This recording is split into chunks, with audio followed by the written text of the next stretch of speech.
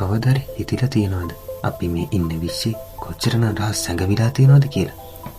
අපි විශ්වය ගැන දැනගෙන ඉන්න දේවල් සම්පූර්ණයෙන් ඇත්ත නෙවෙයි නම් විද්‍යාව කියන්නේ හැම දෙයකටම උත්තර තියෙන දෙයක් නෙවෙයි.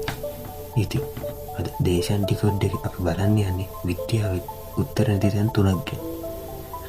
බ්ලැක් හෝල්, පෘථිවියෙන් පිට ජීවිතය, අවසානයේ මරණයත් එක්ක අපේ හිතට වෙන දේ. මේ දේවල් දැනගන්න ඕන නම් දිගටම අපිත් එක්ක එකතු වෙලා ඉන්න කියලා ආරාධනා කරනවා.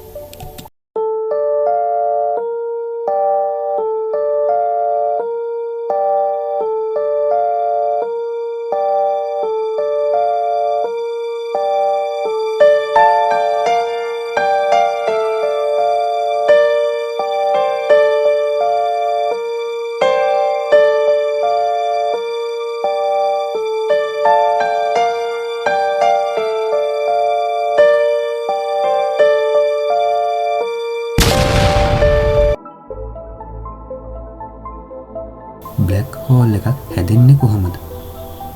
බ්ලැක් හෝල් එකක් කියන්නේ හැමදේම ඇදගන්න යන්ත්‍රයක් නෙවෙයි.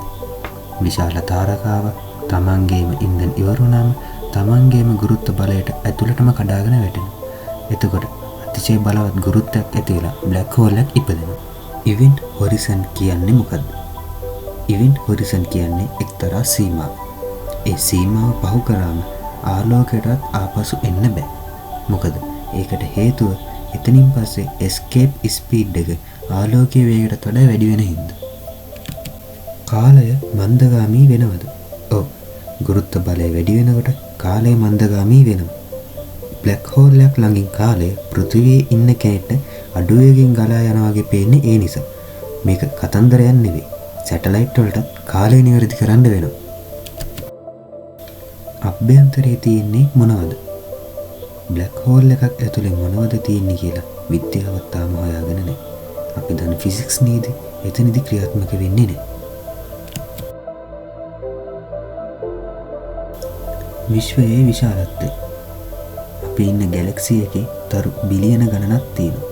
එම තරු බොහෝමයකට ග්‍රහ මණ්ඩල තියෙනවා. ඒ නිසා ජීවිතේ තියෙන්න පුළුවන් තැන් ගොඩක් තියෙනවා කියලා විද්‍යාව කියනවා. එහෙමනම් ඔවුන් කොහෙද? එහෙමනම් පෘථිවියෙන් පිට ජීවිතය තියෙනවනම් ඔවුන් අපිට පේන්නේ නැත්තේ? ග්‍රේට් ෆිල්ටර් අදහස. එක් අදහසක් තමයි බුද්ධිමත් ජීවීන් දිගු කාලයක් ජීවත් වෙන්න අසමත් වෙනවා කියන එක. තාක්ෂණය ඉක්මනින් දියුණු වෙද්දී ඒක තමන්ගේම විනාශයට හේතුවක් වෙන්න පුළුවන්. නිහඬ විශ්වය. විශ්වයේ නිහඬ වීම හොඳ පුවතක්ද නැත්නම් බය හිතන පුවතක්ද? ඒක අපි තාම දන්නේ නැහැ. ඔයාගේ අදහස පහලින් කමෙන්ට් කරන්න යන්න.